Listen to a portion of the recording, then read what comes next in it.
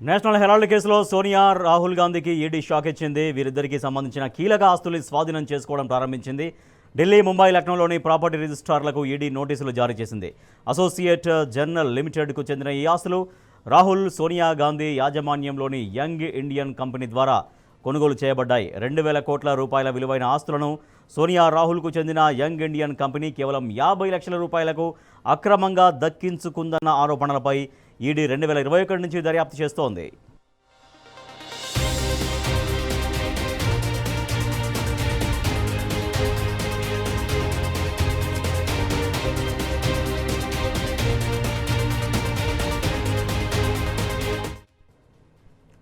National Herald వార్తాపత్రికను publish చేసిన Associate Journal లిమిటెడ్ను యంగ్ ఇండియన్ లిమిటెడ్ కొనుగోలు చేయడంతో ఆర్థిక అవకతవకలకు పాల్పడడం, నిధుల దుర్వినియోగం చేయడం వంటి ఆరోపణలకు సంబంధించి ఈ కేసు నమోదైంది.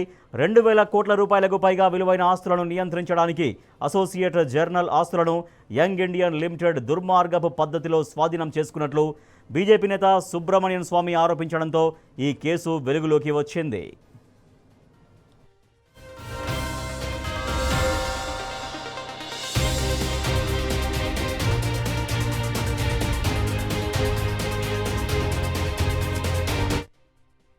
కాంగ్రెస్ నియంత్రణలో ఉన్న అసోసియేటెడ్ జర్నల్స్ లిమిటెడ్పై జరిగిన మనీ లాండరింగ్ కేసులో దర్యాప్తులో జప్తు చేసిన కోట్లాది విలువైన స్థిరాస్తుల స్వాధీనం కోసం ఈడీ తాజాగా నోటీసులు జారీ చేసింది.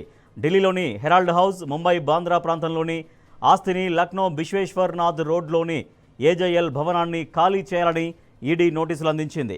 మనీ లాండరింగ్ నిరోధక చట్టంలోని సెక్షన్ 8 రూల్ 5(1) కింద ఈ ఆస్తులను స్వాధీనం చేసుకుంటున్నారు. యంగ్ ఇండియన్ ప్రైవేట్ లిమిటెడ్లో కాంగ్రెస్ అగ్రనేతలు సోనియా గాంధీ, రాహుల్ గాంధీకి మెజారిటీ వాటాలున్నాయి. వీరికి ఒక్కొక్కరికి 38% వాటాలు ఉన్నాయి.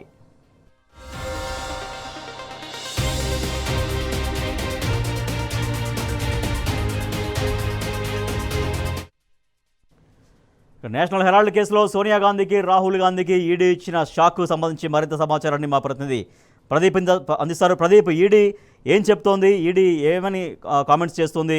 సోనియా గాంధీ, రాహుల్ గాంధీ విషయంలో ఎట్లా ముందుకెళ్లబోతోంది?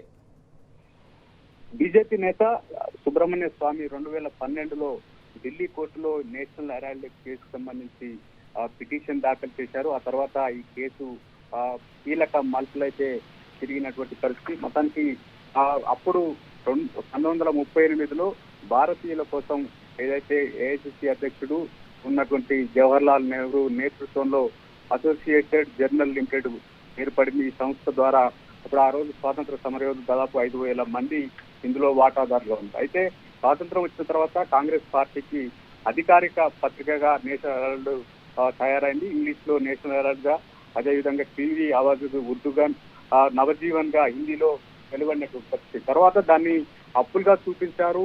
2008లో నేషనల్ హెరాల్డ్ మూతపడినటువంటి పరిస్థితి.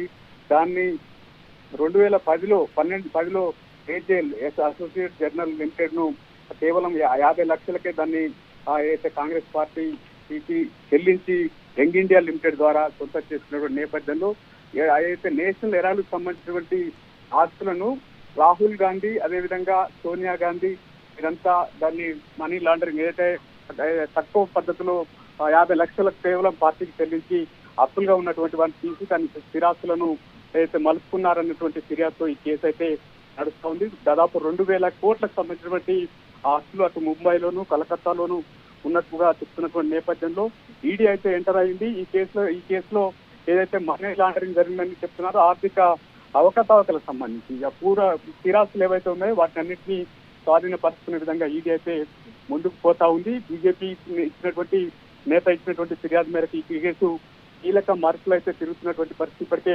నోటీసులు సర్వ్ చేశారు.